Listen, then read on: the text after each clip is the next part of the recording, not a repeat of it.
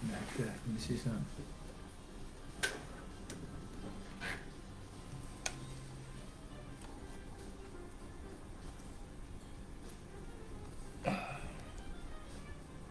See that code.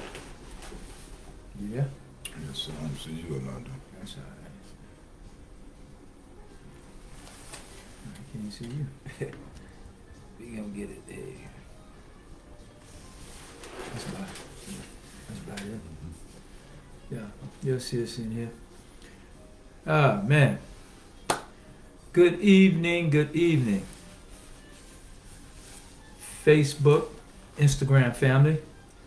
Thank you for another episode of Back to the World Presents Brillianaires Roundtable Conference. All those from Sonetquity on our YouTube page, Instagram, TikTok, thank you guys for coming on board as well. I'm Tony. I'm John. And thank you guys. Any music that you may hear in the background, we don't own the rights to. But any comments, questions, anything that you care to share, man, hit us in the boxes down below, man. Let's engage. You know? We didn't get a chance to wish you guys a happy Thanksgiving last week because we were celebrating. We were out of town and traveling and what have you, and we didn't get a chance to do a Monday show. If you caught us later, you may have seen me and my niece in Louisiana, and we done a quick podcast and everything, man. But all of you who missed us and didn't know where to find us, man, we welcome you back today. Yes, yes. You know, after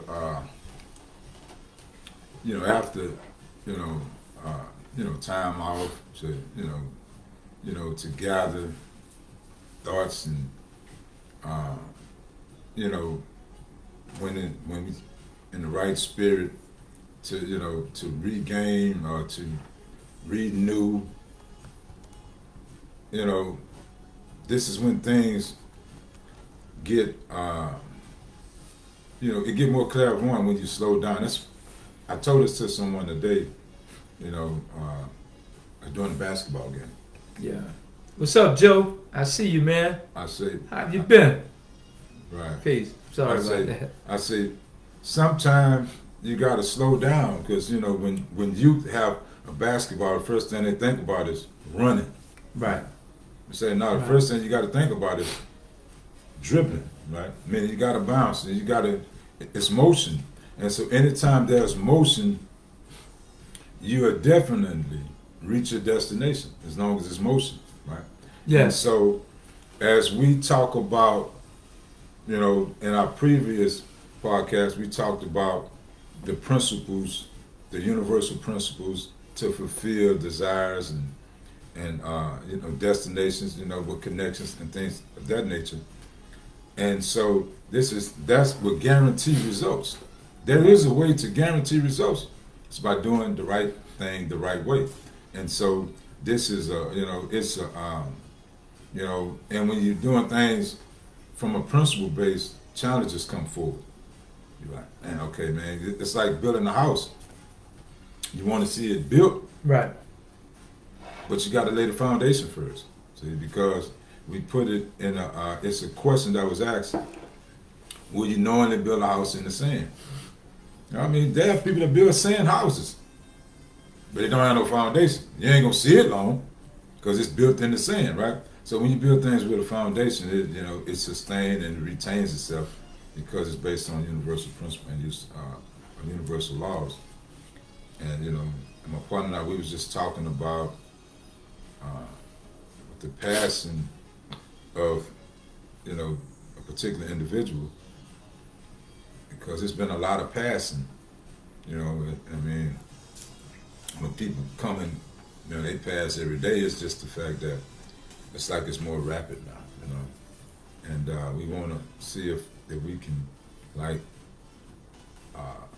alter that a little bit to where we can sustain ourselves a little longer, or a lot longer rather, and that takes a spiritual and a mental approach.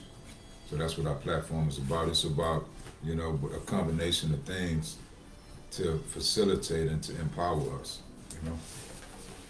Good evening, Brother Harold. Glad to see you, brother.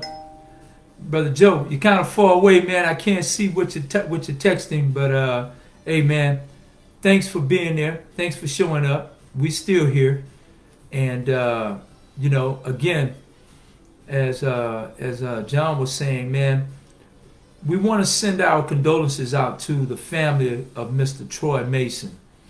And Troy is a gentleman that, you know, I never had the opportunity to meet the brother in person.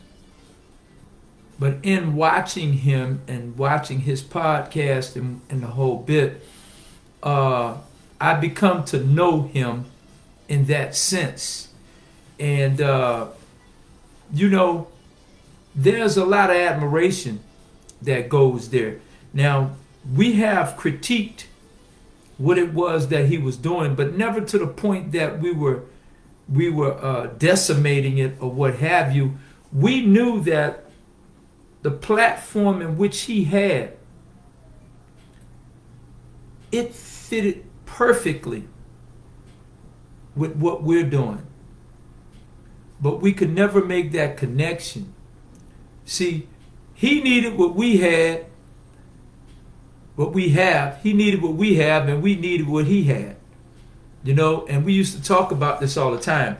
And one thing, just as we are relentless, this brother was relentless. And I admired the way his people galvanized around him and the way they embraced him and different things of that nature. And, you know, I found out of his passing by happenstance. And you can only imagine, as I'm scrolling through my timeline, I see a flyer or a program from his services. And when I saw this, they said, you know, sunset, twilight, sunset, however that reads. And it just froze me. I was frozen. And, you know, it's something that we deal with. It's something that we have to deal with. But who's to say that the dealings with it has to be pleasant? Who says that it has to feel good?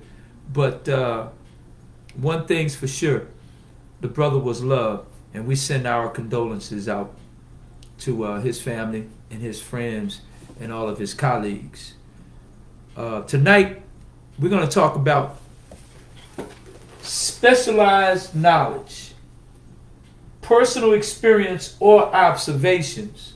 This is the fourth step towards riches, right? This is the fourth step towards riches. And what we're teaching here, again, for those who may just be coming about, we're teaching from the Prosperity Bible. We're reading this to you, and we're teaching you this from the Prosperity Bible. This is the laws of the universe. What we're reading here is what the universe speaks. So when we're done, you can just assure that the universe has spoken. We're no more than a conduit. We're just a vessel. All right? And we're going to get on it. Specialized knowledge. Right? There are two kinds of knowledge. One is general, the other is specialized. General knowledge, no matter how great in quantity or variety it may be, is of but little use in the accumulation of money. The faculties of the great universities possess, in the aggregate, practically every form of general knowledge known to civilization. Most of the professors have but little or no money. Plenty of knowledge, no money. They specialize on teaching knowledge, but they do not specialize on the organization or the use of knowledge. Knowledge will not attract money unless it is organized and intelligently directed through practical plans of action to the definite end of accumulation of money. You might want to get a pen and get you piece of paper to write. I know you're gonna want to take notes on this, man, because these are things that we've talked about That's right. many a times, and we talk to it without having to refer to this book. I'm not saying that we are adept, but we are adept, and we're open to the knowledge and the teaching of the universe. Come on. So there are certain things that just make sense. You know what I mean? That's right. You know, just as you inhale, you must exhale. You don't have to think about it, right? Lack of understanding of the fact has been the source of confusion to millions of people who falsely believe that knowledge is power. It is nothing of the sort. Come on now. Knowledge is only a potential power. It becomes power only when and if it is organized into definite plans of action and directed to a definite end. Man, this missing link in all systems of education known to civilization today may be found in the failure of educational institutions to teach their students how to organize and use knowledge after they acquire it. Having it and not using it is worthless. This missing link, okay. Many people make the mistake of assuming that because Henry Ford had but little schooling, he is not a man of education. Those who make this mistake do not know Henry Ford, nor do they understand the real meaning of the word educate. That word is derived from the Latin word educo, meaning to educe, to draw out, to develop from within. An educated man is not necessarily one who has an abundance of general or specialized knowledge. An educated man is one who has so developed the faculties of his mind that he may acquire anything he wants or its equivalent without violating the rights of others. Right. Henry Ford comes well within the meaning of this definition. During the World War, a Chicago newspaper published certain editorials in which, among other statements, Henry Ford was called an ignorant pacifist. Mr. Ford objected to the statements and brought suit against the paper for libeling him. When the suit was tried in the courts, the attorneys for the paper pleaded justification and placed Mr. Ford himself on the witness stand for the purpose of proving to the jury that he was ignorant. Big mistake. Come on now. This was like the jury. This was like the jury wanting O.J. Simpson to try on the gloves. Come on now. The attorneys asked Mr. Ford a great variety of questions, all of them intended to prove by his own evidence that while he might possess considerable specialized knowledge pertaining to the manufacture of automobiles, he was in the main ignorant. Mr. Ford was plied with such questions as the following. Who was Benedict Arnold? Come on now. And how many soldiers did the British send over to America to put down the rebellion of 1776? In answer to the last question, Mr. Ford replied, I do not know the exact number of soldiers the British sent over, but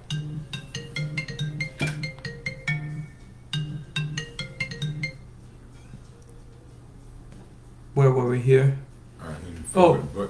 But I have heard that it was considerably large number than ever went back.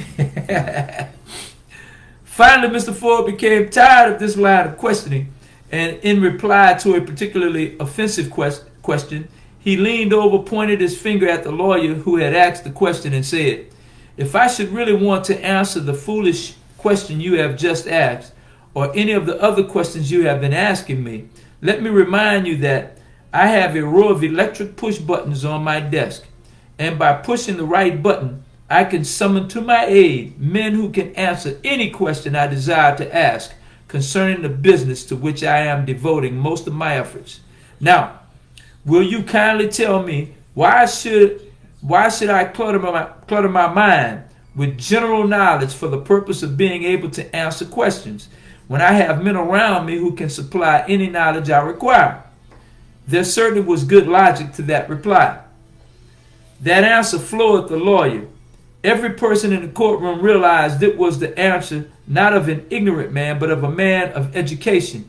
Any man is educated who knows where to keep knowledge and where to get knowledge when he needs it, and how to organize that knowledge into definite plans of action.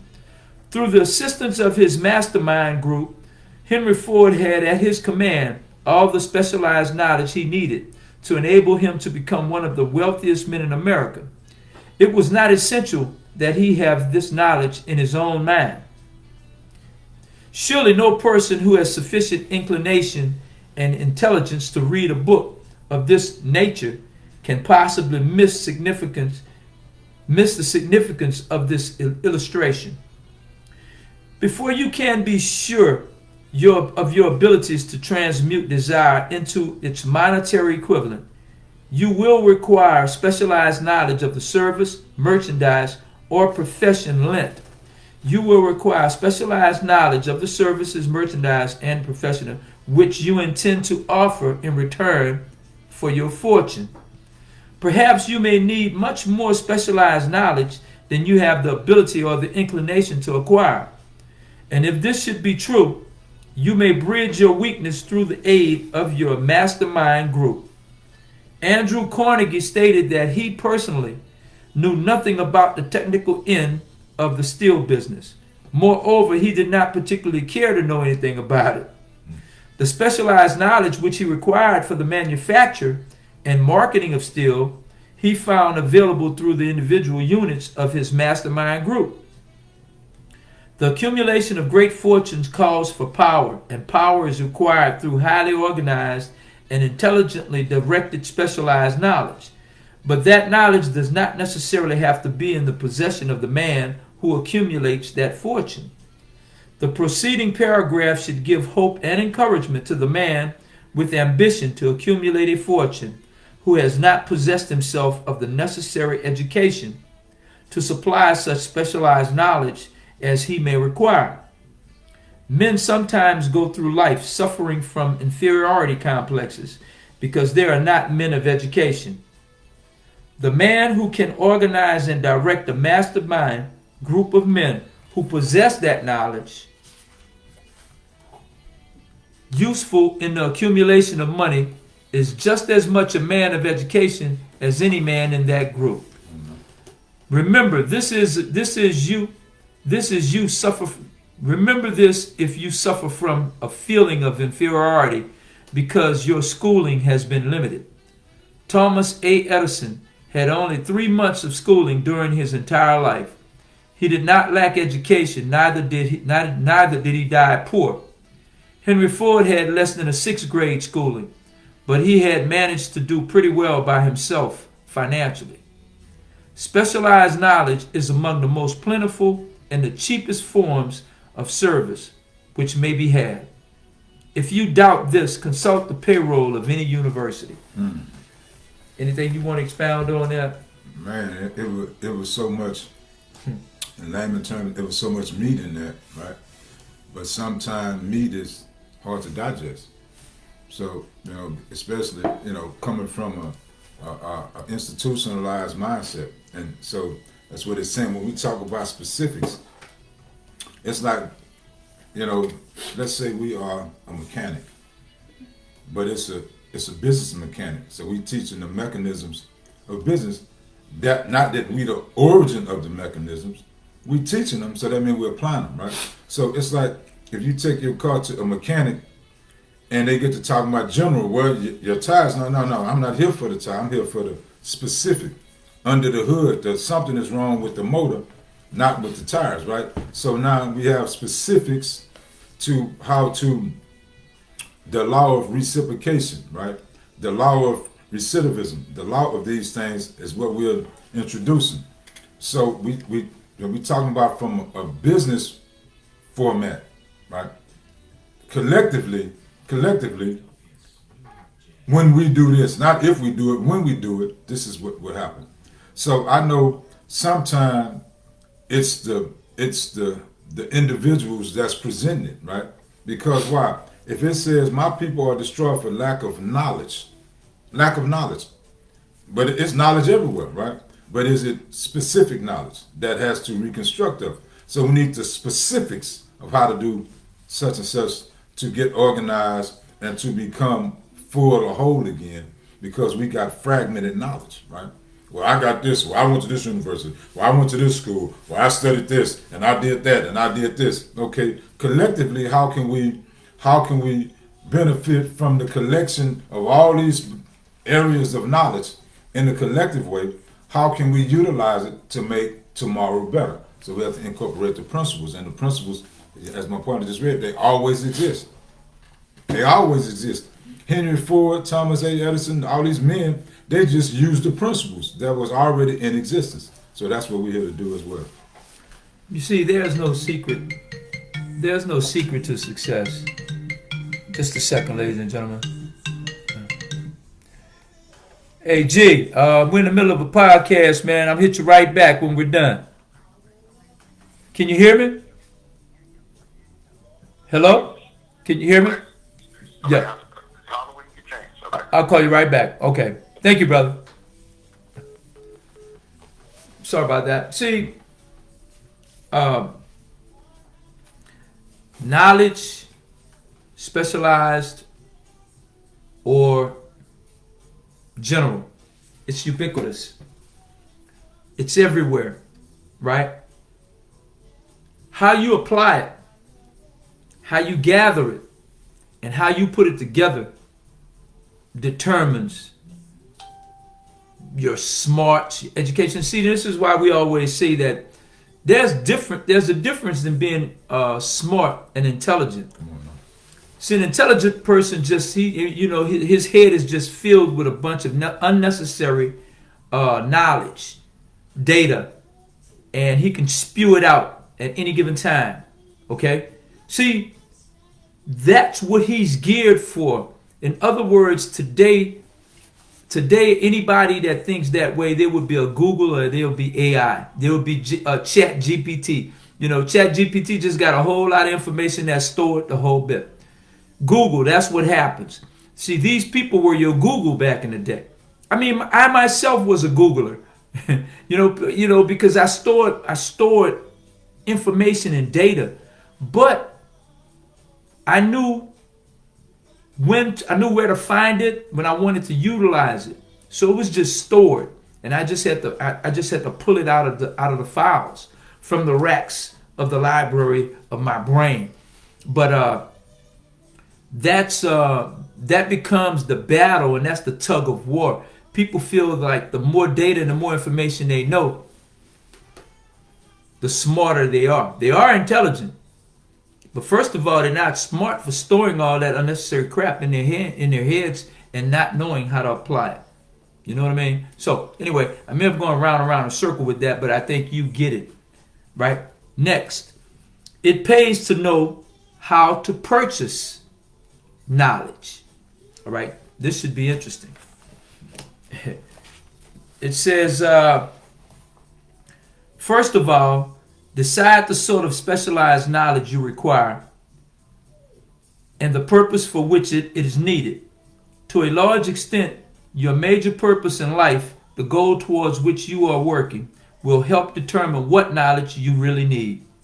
With this question settled, your next move requires that you have accurate information concerning dependable sources of knowledge. The more important of these are A, one's own experience and own education. Okay? Sorry about that, John. That's A. B, experience and education available through cooperation of others, mastermind alliance. C, colleges and universities. D, public libraries through books and periodicals in which may be found all the knowledge organized by civilization. E, special training courses through night schools and home study schools in particular. As knowledge is acquired, it must be organized and put into use for a definite purpose through practical plans. Knowledge has no value except that which can be gained from its application towards some worthy end. This is one reason why college degrees are not valued more highly. They represent nothing but miscellaneous knowledge. If you contemplate taking additional schooling, first determine the purpose for which you want the knowledge you are seeking. Then learn where this particular sort of knowledge can be obtained from reliable sources. Successful men in all callings never stop acquiring specialized knowledge related to their major purpose, business, or profession.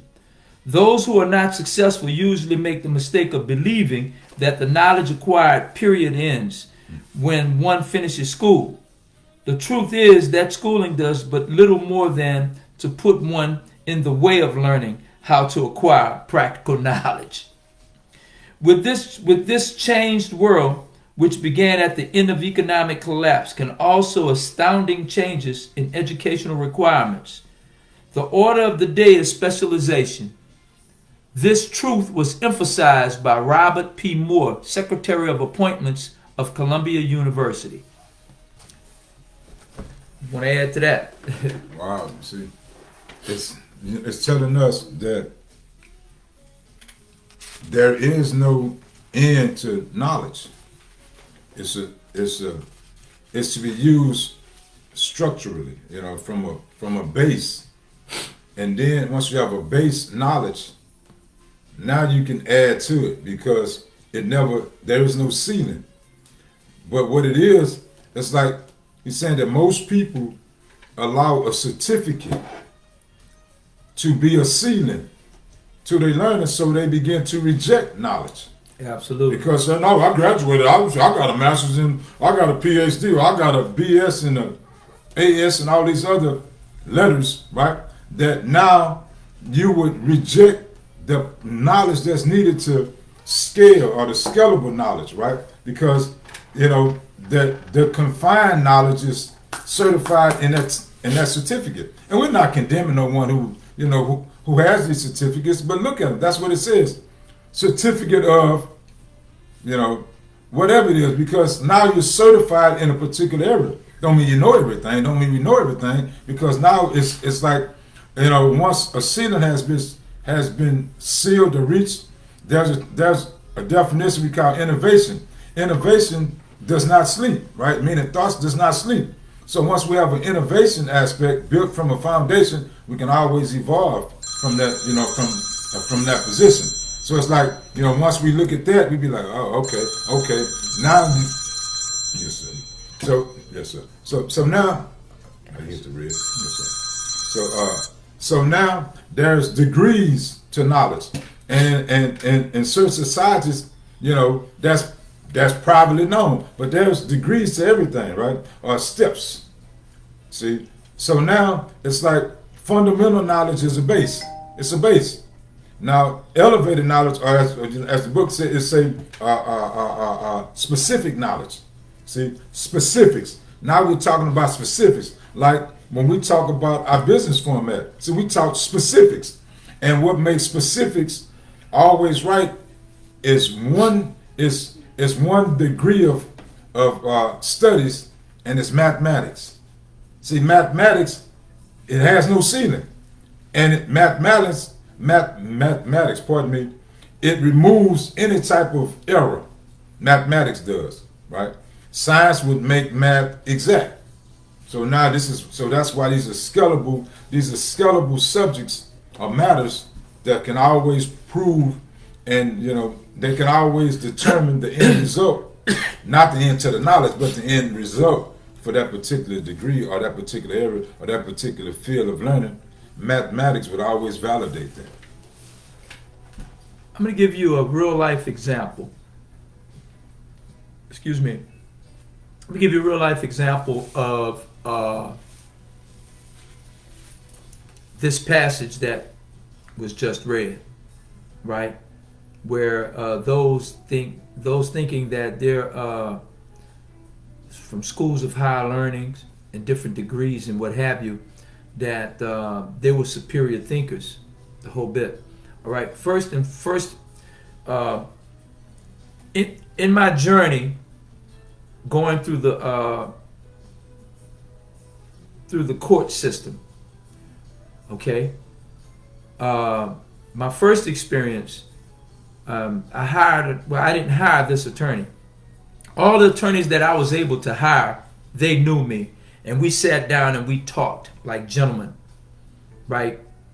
To one another. We didn't talk at. So on this particular case, all of my assets were seized, my funds. So I had a court-appointed attorney. And this court-appointed attorney didn't know me. And he was a well-known attorney, I found out. I didn't know at that time. So we sat down, and there was, without going into all the particulars of my case, there was a situation that took place.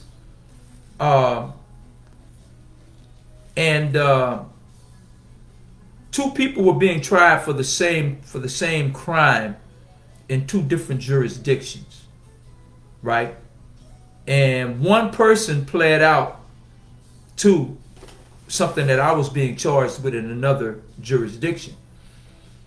So I was telling him that I should not be charged with that.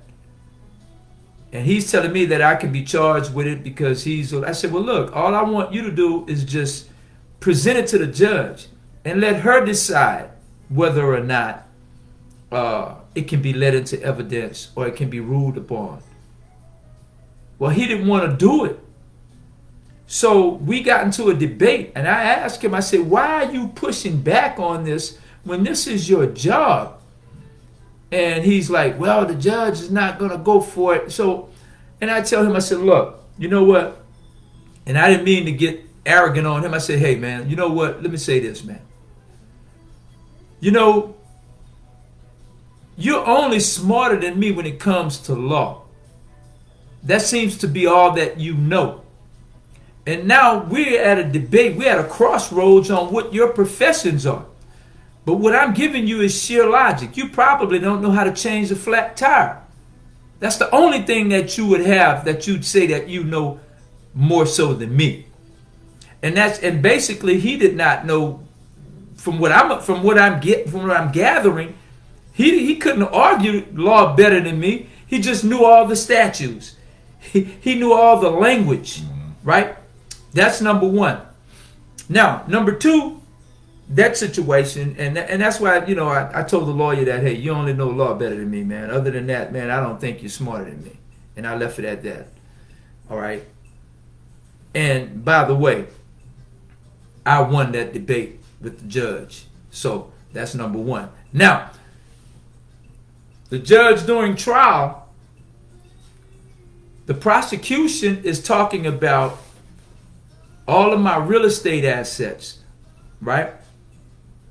And he's talking about, the prosecution is bringing up all the properties that I've owned. We had letters of credit from the banks in which we purchased real estate. I had houses that we flipped. I had houses that I rented. I had houses that I leveraged and I sold to others. And so the judge is just listening to all of this. But when the prosecution said how much money was being generated and how much monies that we were earning, the judge asked, he interrupted, and he said, did Mr. Ford have, did the defendant have a license? Did he have a real estate license? The prosecution said, no, Your Honor, he did not. My dumb lawyer, he didn't even object to that, but it wasn't an issue because later on we got it straight. But here's what happened. The judge said, well, how can he do all this without a license? If he's not in the real estate business, how can he own property and how can he sell it? And how can he, and you know, I'm sitting here and I'm listening to this dumb judge, right? Here's a man that has his degree in jurisprudence. He has his degree in law, right? But they're so busy, and see, this is what clouded his mind. I am a black man that's making millions of dollars in real estate, and I do not have a license. So he said that I could not be in the real estate business. But ladies and gentlemen, let me let you in on a little bit of information. If you are a homeowner, right? If you are a homeowner, you are in the real estate business. because you can sell your property without a broker. You can sell your property yourself. It is your property to sell. You are, and look, to negotiate and deal with contracts, the whole bit, that it's a business. It's a negotiation. You are in the real estate business. This is what I had to sit and tell my lawyer to respond and object to the questions that the judge asked because they were prejudicial. If you are a person that demolishes homes, if you are a person that deconstruct, you are in the real estate business. If you are a person that cleans homes, that goes through and what do you call it? Renovate. If you go through, if you're doing any renovations, if you're doing any type of thing on property, Right. you are in the real estate business. Yeah. But you Home see, inspections, everything. everything, you're in the real estate business. There are so many different platforms in which you can be. But see, this was in a court of law. And that judge just did not understand how someone can make this much money in the real estate business and not be in the real estate business. All day, sir, I'm in the real estate business. I'm just not in it from the perspective of which you see. We think that we need a title and a certificate, a certification to do everything. And we really don't. We really don't. I hated to go on that long deal, but I just wanted to share that with you. Here's another quick passage here. Okay. Specialist most sought. Particularly sought after by employing companies or candidates who have specialized in some field. Business school graduates with training in accounting and statistics. Engineers of all varieties. Journalists, architects, chemists, and also outstanding leaders and activity men of the senior class. The man who's been active on the campus, whose personality is such that he gets along with all kinds of people and who has done an adequate job with his studies, has a most decided edge over the strictly academic student. Some of these, because of their all-around qualifications, have received several offers of positions, a few of them as many as 6. In departing from the conception that the straight A student was invariably the one to get the choice of the better jobs, Mr. Moore said that most companies look not only to the academic records, but to activity records and personalities of the students. One of the largest industrial companies, the leader in its field, in writing to Mr. Moore concerning prospective seniors at the college said, "We are interested primarily in finding men who can make exceptional progress in management work.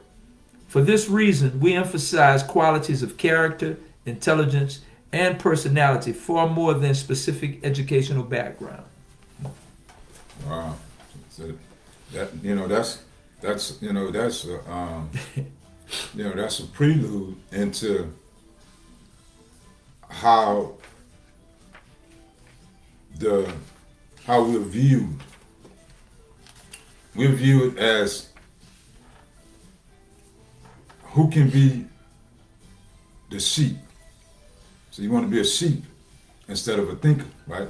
Meaning those who are programmed to follow instructions. Nothing is wrong with following instructions now. Nothing. Gotta have it. Right.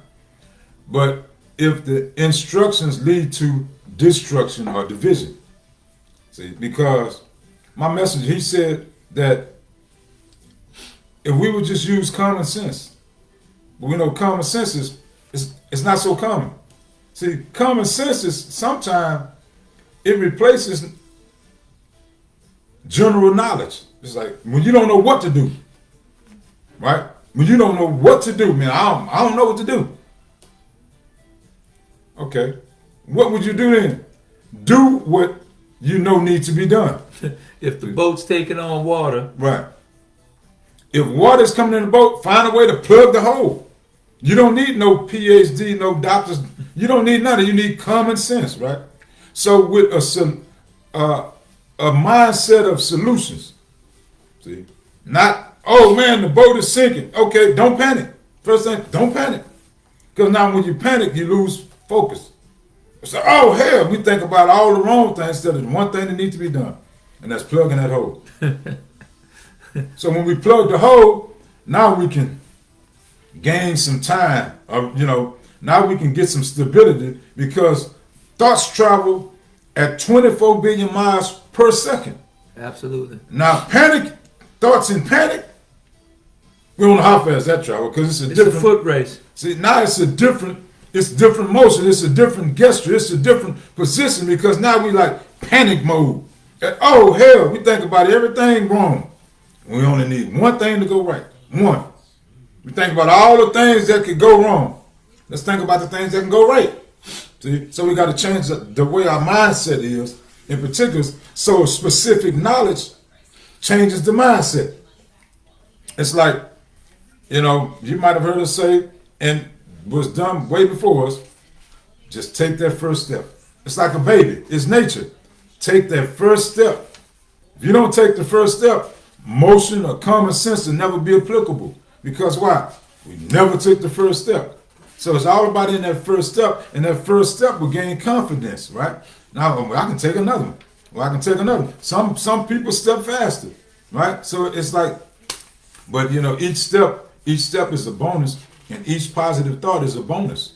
It's a bonus, right? Because it gives us power. Because knowledge is not power. I don't know who, that was a slogan that took off. Knowledge is, if you don't use it, it's not knowledge. Knowledge means to know the ledge. That's what it means to know. Okay, now you know that, but what you gonna do with it? See? Now, when we know what to do, and we're doing it, we seen doing it, now now we got power because we're doing it. It ain't just, I'm gonna get stronger, I'm gonna look at the weights. I want to eat, but I'm gonna look at the food. No, we got to consume it. It has to be internal. Now, once it's internal, we make the external application or the external formation, or to use it in an external way. Now the internal is getting stronger, and so is the external. So it's a two-pronged aspect, right? So the specific knowledge, when we know specifically what to do. Not what I heard and they said. That's not knowledge either, right? When we say the specifics is, let's link together. If we're in a hole, how do we get out this hole? We link together.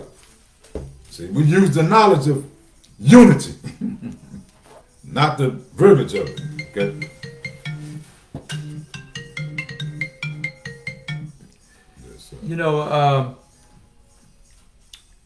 We won't finish this in time. We got quite a bit in this particular chapter, so we'll finish the second part next week, Lord willing. But we're not done. What I wanted to elaborate on, I want to talk more specific again about specialized knowledge and observation, personal experiences. Okay, I gave you one example of my personal experience when it came to the attorney really not thinking things through. It was almost as if, just what my partner said, he panicked. We had something to put on the table, and he was refusing to do it. And in law, you throw as many things at the court as you can, right? Until the judge tell you that you can't no more. Let's take Puffy for instance. Puffy, everybody's like, man, Puffy, man, he keep applying for a bail, and the judge keep turning him down. Every time the judge turned him down, he turned him down on something differently. As long as you can formulate that, shape it, and mold it to asking a different question, right? The lawyer has to acknowledge that, and he has to look at it and view it on its merits, on the language, okay? And so if Puffy can get on the docket 30 times, then he can go before the judge 30 times and ask a question. So, but to hear someone that is trained and learned in law and would say we can't do this, why are you here? Right? Because law is ambiguous. Law is ambiguous. You know what I'm saying? And it goes back. You know, it's all things and nothing. You know what I mean? So now the next thing is the judge no judging. See, you got a person that's sitting on a stand. Now keep in mind, and you have, let's say the judge know all about law. He know all about law. But here you have someone that's talking about neuroscience. You're talking about someone that's talking about, he's an aerospace engineer. And the prosecution is speaking on the charges of the neglect, or let's say it's a civil case. And they're talking about what is. So that judge has to be, see, the prosecutor is the one that has to study and learn. He has to become a neuroscientist and an aerospace scientist in a matter of months to be able to argue this case. Now, how do you think he's going to do that? When it took this other person damn near 10 or 15 years to learn, and it's changing every day. So see, that's mockery. But now you have a judge, he's sitting in judgment of me, and he's saying that I should not have been able to make that. And he kept, the judge asked the prosecution, is that legal? Man, you're the judge. You're the judge. You tell us whether or not it's legal. Okay? So that's when people who consider to be practical become very impractical. Right? So I'm going to show you another something that I always say. If I had superpowers, this would be my superpowers. The powers of observation. Right? When I first came home, everyone was jumping on the dispensary marijuana, the legal marijuana, right? All of your entertainers, Snoop Dogg, everybody that smoked marijuana, Wiz Khalifa, you know, Joey Capo, what his name is, Joe.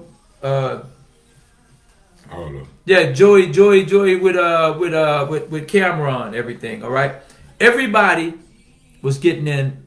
Freeway Ricky Ross. Everybody was getting in on the marijuana bandwagon. Okay, and I've had some people to approach me back then, maybe 4 or 5 years ago, and I said that now I don't want to do it, and they wanted to know why I didn't want to do it, because I know at some point the logistics were going to change, the dynamics were going to change. And what I mean by that is it was going to be so much legal, and then there was going to be so much log jam until now you had legal people were going to have to sell marijuana illegally. Okay? So, and that has started to happen. All right? Don't get me wrong, the industry is flourishing. The marijuana industry is booming, believe it or not. They're on target to earn anywhere between 50 something to $60 billion. 58 billion. They're right around 40 coming up this year. Right? That's nothing to sneeze at. Right? But let me show you what has happened. Almost everyone that I've named, you don't even see them advertising, and they're not making a big stink about the marijuana and the whole bit, because the industry is sort of leveled out. The ones who are making all the money now are the big, huge corporations that have gotten into that industry, and they are the ones that are really earning, right? And one of the biggest players that we know that was in this industry, and now they're bowed out, and that's Jay-Z. Jay-Z company had an infusion of the most money for a dispensary in the marijuana business, $572 million. And they were bleeding money. They were losing money, man, faster than you can shake a stick at it. How do you lose money like that? You see, so I'm not saying I'm a genius. I saw this. I saw this for free. They paid $572 million to see this. See, because it goes back to what my partner says here. If there's a hole in the bottom of the boat, stick a finger in it or something. Plug it. That may sound crazy to you, but you know what? If you can stick a finger in a dike and stop the water from coming through what do you call that? The dam. Then you damn sure can try it with a boat, and it may slow it down until you can get something else to put there. So, you know, and it's like, if you're moving forward and you take the first step with your left foot, it's common knowledge that your right foot is going to follow. So being in that industry and experiencing that industry, never on a legal side. See, the mechanics are the same. But you know one's going to play out and the other one's going to enter. Right? Because if there's a flood of this merchandise and you got it stored in a silo or a barn, at some point or another you're going to need to get rid of it because you're going to need to recoup. And if it's not going fast enough out your front door, you're going to sell it out your back. And that temptation is going to be hard, especially when you've invested so much money into it. You see? So, again, that takes us back to applied knowledge, general knowledge, and specialized knowledge. With my experience in this particular business, I had a specialized knowledge. I had a trained eye to see what would happen down the road.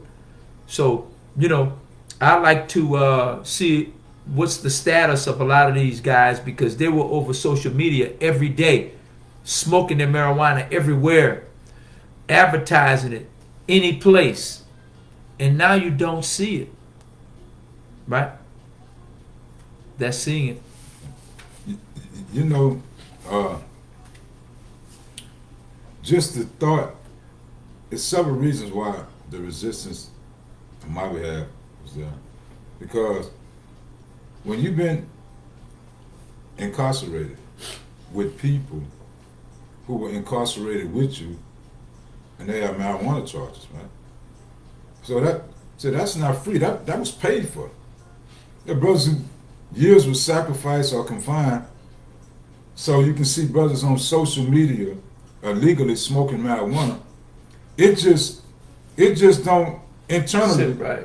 It's not a thing that to enjoy, embrace, reveal, or manifest.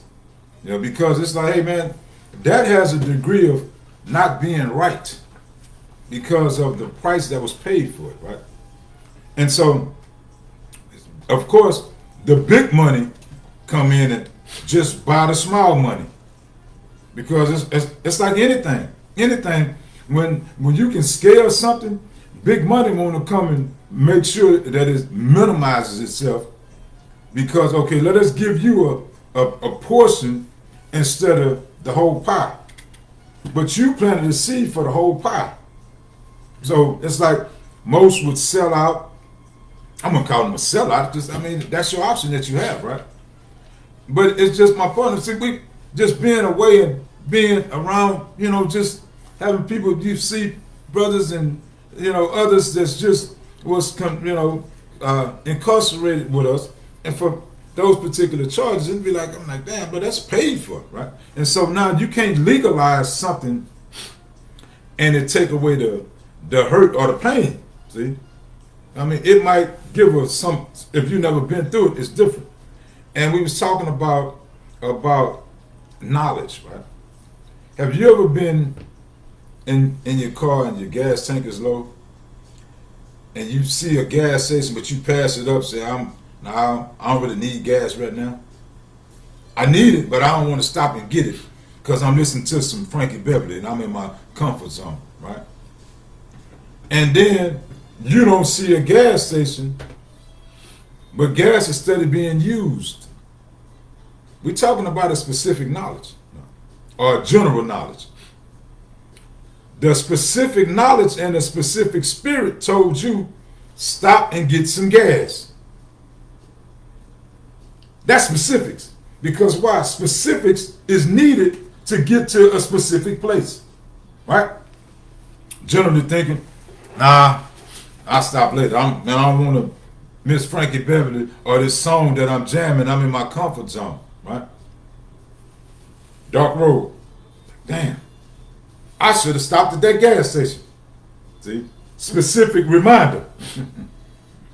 So it's like when we see certain things specifically, right, based on the knowledge or the experience that we have, it's a reminder. I was told this here from people that I love.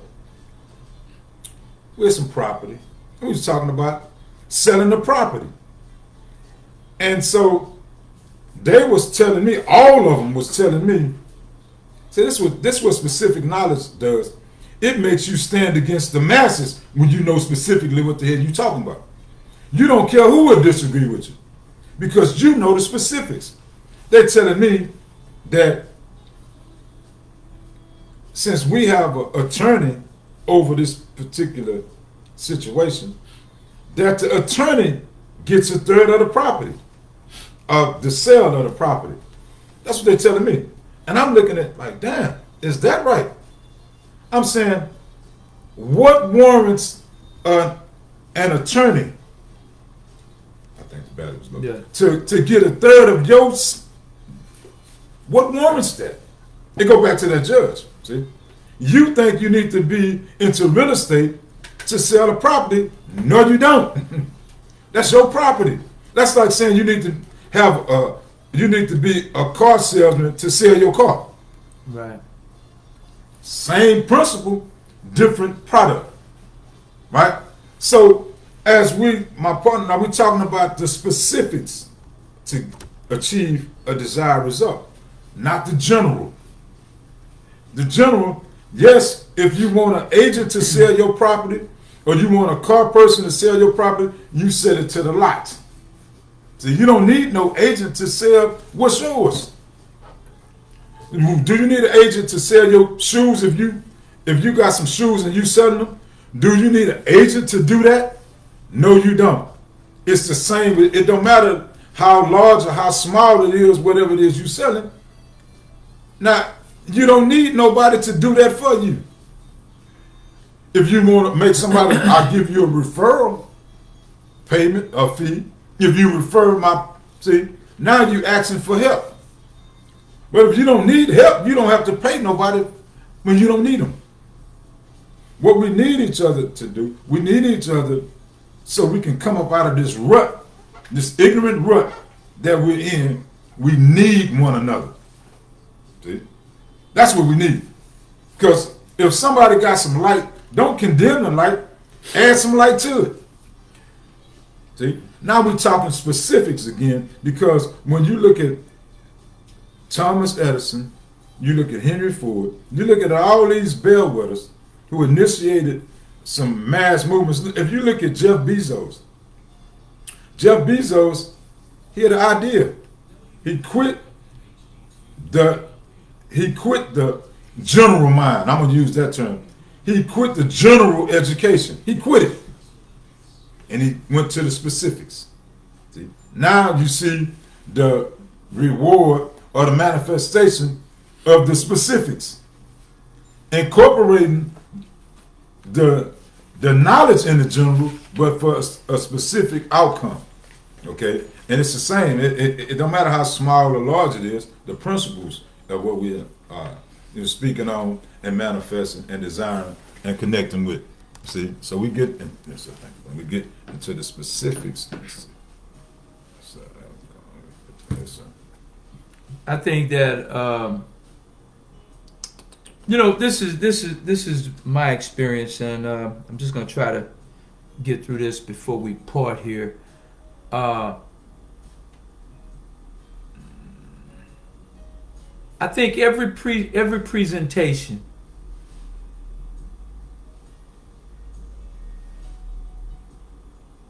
has to be presented to the proper ears, because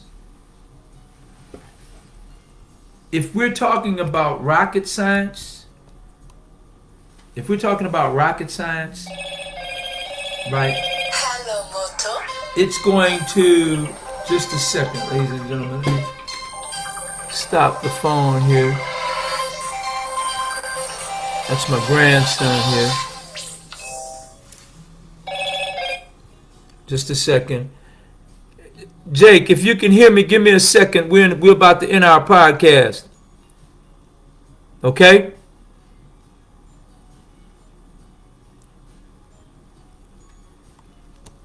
Okay. What it says, continue. That's mine just did too. Yeah, there we go. Here's the thing. We're going to say this and we're going to wrap this up.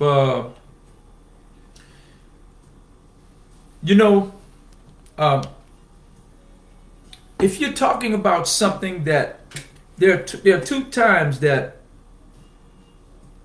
no matter how important it may be to you, but it's just gibberish to others. That's if you're talking to someone that doesn't have a clue or an inkling about whatever it is that you're speaking on. That's number one. Or number two, someone that's totally not interested in what you're speaking on. And you're speaking, and they truly say that that's speaking on deaf ears. And sometimes we find ourselves in a situation where we're not catering to an audience that can truly grasp what it is that you're speaking on.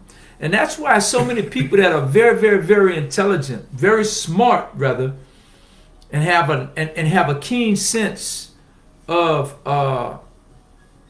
specialized knowledge, and they know how to use it. Many people think that they're crazy. And everybody's just not on the same page at the same time the whole bit. And sometimes it can be a struggle. It can be a struggle when you're trying to get others to see your vision. And oftentimes there are those that'll say that, you know what, you're wasting your time. You're wasting your time, and you're trying to get people. And I always go back to this movie, man. And I know some of my friends, family, and loved ones, they're tired of me saying, which is acrimony. And there are many stories throughout history, but I just like that one because it's in modern time, right? But sometimes all you need is just someone to listen to you. All you need is just someone to believe in you. And you'll be surprised. You'll be surprised how far you can go. All right? That's all I want to add tonight. Man, that's a true statement. It's like when you think about the situation of black people in America, right? And how divided we are as a people. And we make excuses to retain and maintain that division. Because we reject specific knowledge and the utilization of that specific knowledge that would not bring us together as a whole, but it would infuse and enlighten us to want for my brother what I want for myself. That specific knowledge. Meaning, if I see a man, I can become a man. Right? Because every male is not a man. But the principles are applicable and awaiting for everybody. It's not just for black people. See? But our specific division, our mindset, our lack of knowledge, it keeps us weak and impotent. Right? So, man, how could I add to the strength that's needed? We have to get a like mind, meaning specifics. If we know we have to, the principle is the same. If we know we have to lift something up, we gonna lift up, not put the heavy load over here. Hold up. If it's 4 of us, everybody get in a position to let's lift, right? Because we got a desired result that we're trying to achieve. We know we can do it. And just as simple as we can do that, we can do the things that appear to be complicated. Because earlier my partner was with me, say, you heard us talk about how general and specifics, right? Experiences, observation, all these are ingredients. See? But when you see a man, because I myself grew up, I was a little confused on what a man is. I thought he had a bunch of women, bunch of money. But I didn't see the abusive side as being a man. Now I do. Because I had to go through that aspects of going to jail, going to prison, getting in trouble. Because there was laws, how we talk about laws, it was laws waiting for us to use to correct each other. But most of us became judges, not in a black uniform, a black robe. We became judging one another based on what we thought a man was, right? How much money you got? How many women you got? How many, not more so baby mamas, but what is it that you have material that certifies you as a man? Nothing material will certify you. It'll manifest the internal. Now we can link together using the principles, the universal principles, to scale or evolve or transform out of a particular condition because of utilizing these principles. And we rise. And that is written for Henry Ford, Thomas Edison, Jeff Bezos, all of them, for that one common cause, and that's to rise or transform out of a stagnated condition into life, a better life, and that is what awaits us to produce for ourselves a better life. Okay? Yes, sir. That's going to do it for us tonight. Thank you for joining us for another episode of Back to the World presents Brillianaires Roundtable Conference. Man, there's quite a few of you that's on tonight, man. We'd just like to wave at you and thank you guys for coming on. The cameras are so far back we can't see everyone. But those of you that are there, and we know that you're there, and you know that you're there, thank you guys for coming on board. Check us out tomorrow for Back to the World in the morning, 10 o'clock, and next Wednesday for Brillianaires Roundtable Conference. Peace.